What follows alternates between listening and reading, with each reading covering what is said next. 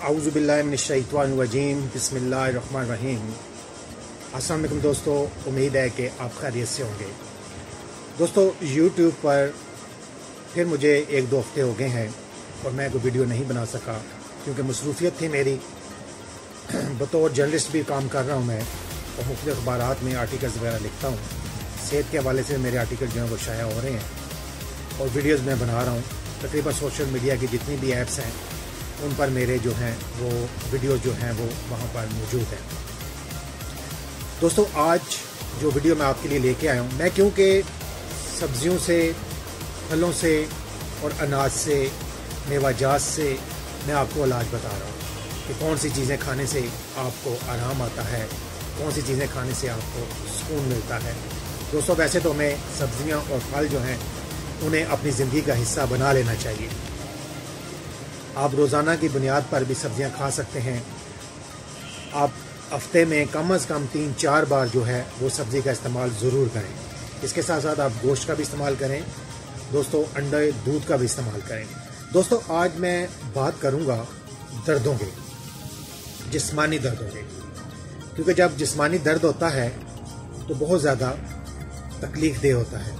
इंसान जो है, अगर किसी भी आपके जिस्म के किसी भी हिस्से में कहीं भी कोई दर्द है तो आप काम करने के आप काबिल बिल्कुल नहीं रहते, क्योंकि दर्द इतना शदीद होता है। अगर शदीद ना भी हो, कम दर्द हो, फिर भी आप तकलीफ महसूस करते हैं और आप कोई भी काम जो है वो नहीं कर पाते। दोस्तों, अगर आपके जिस्म में कहीं भी दर्द है तो आपने बैरूनी सतह पर पुदीने का ऑयल जो है वो लगाना है। जहाँ जहाँ आपको दर्द है वहाँ वहाँ आपने पुदीने का ऑयल जो है उसका इस्तेमाल करना है। अगर दोस्तों किसी वजह से आपको पुदीने का ऑयल जो है वो मुयस्सर नहीं है तो फिर आपने मार्केट में जाना है, सब्ज़ी वाले के पास, उससे पुदीना ख़रीद लेना है। उस पुदीने की जो पत्तियाँ हैं वो आपने उतार लेनी है और उनका रस निकाल लेना है। एक गट्ठी आप ले लें, उसका जितना भी दोस्तों रस निकले, 2 चम्मच निकले, 3 चम्मच निकले, उस रस को आपने 120 ml ऑयल, कोशिश करें कि जो भी मिल जाए, अगर जैतून का मिल जाए तो सबसे बेहतरीन है।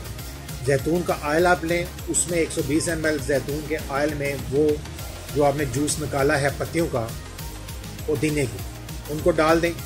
उनको डाल के आप चूल्हे पे हल्की आंच पे रख दें। ज़्यादा तेज़ आंच नहीं रखनी वरना जल जाएगा। वो जलनी नहीं चाहिए पत्तियाँ। वो जो उसका पानी है पुदीने का, वो जब तक खुश्क ना हो जाए आप ऑयल को हल्की आंच पर रहने दें। दोस्तों, जब आप देखें कि वो पत्तियाँ जो हैं वो बीच में मिक्स हो गई हैं और उसका जो पानी है वो अच्छे तरीके से खुश्क हो गया, तो दोस्तों उसको ऑयल को फिर ठंडा कर लें और ठंडा करने के बाद उसे आप किसी बोतल में महफूज कर लें। अब ये आपका पुदीना ऑयल के तौर पर भी काम करेगा। अगर आपको ऑयल नहीं मिलता पुदीने का तो फिर आपने इस तरीके से बना लेना घर पर।